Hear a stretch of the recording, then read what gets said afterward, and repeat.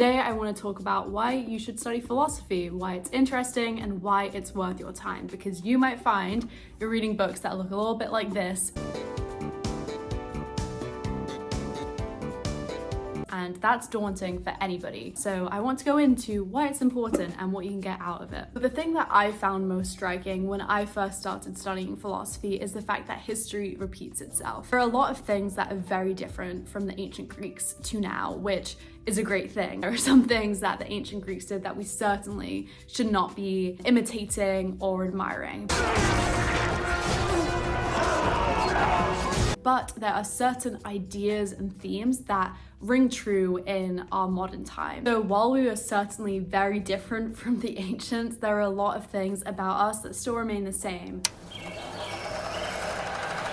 For example, Aristotle's Nicomachean Ethics talks about the different types of friendship, and it's a really beautiful thought that something so intrinsic in human nature, which is friendship, hasn't really changed that much since the ancient Greeks. They also experienced the trials and tribulations of having friendships with other people.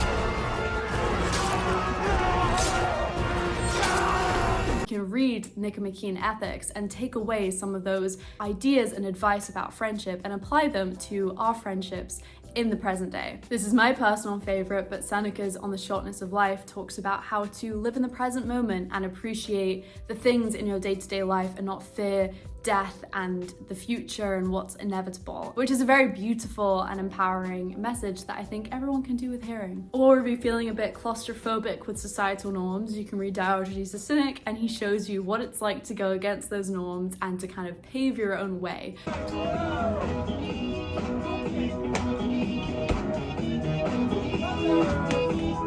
It's a nice reminder that you don't always have to do what's expected and normal of you, and it's okay to just sort of embrace yourself, embrace nature, and be a little bit weird and goofy sometimes.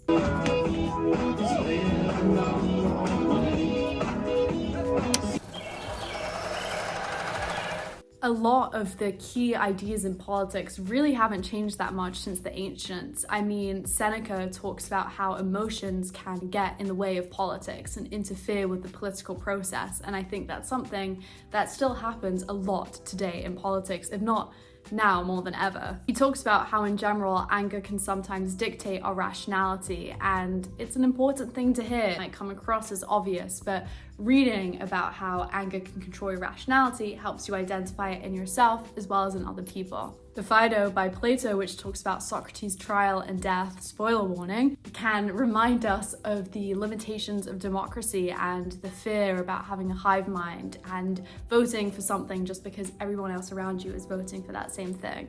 Aristotle's Politics, indicative of the name, looks into how society and political structures are formed and the relationship between mankind and our nature as political beings and how that influences political systems and structures. Our desire for power, love, friendship, these are things that the ancients also experienced, and it can be really empowering reading things that people who lived thousands of years ago said about these human experiences, and it makes us realize that we're not alone in the things that we're experiencing, and give us advice about how to tackle those issues and just become a better person. Show us where people went wrong in the past, exposing things that the ancient Greeks had as a limitation and realizing what we can do to fix that in society today. Ultimately, I can't convince anybody to study philosophy if you're not interested, but I thought it might be nice to talk about the things that got me really into philosophy. I didn't think this was something that I was interested in studying beforehand, and once I read a few of the original texts in philosophy, specifically the Stoics, I realized just how amazing and insightful philosophy can be for so many different reasons. By clicking on this video, you've demonstrated a little bit of an interest in philosophy, as much as you hate to admit it. So hopefully by telling my reasons of why I find philosophy so interesting, you're a little bit more inspired to go about your day now looking for ways that you can get more invested into philosophy and appreciate it a little bit more. Or you could just binge all of these videos, which I'm certainly not complaining if you do take that route. I'm basically going to be doing all of the dirty work, looking at those texts, reading them and extracting the main ideas that I think are the most important and beautiful from the work so that you can see them without having to read the books that look like this.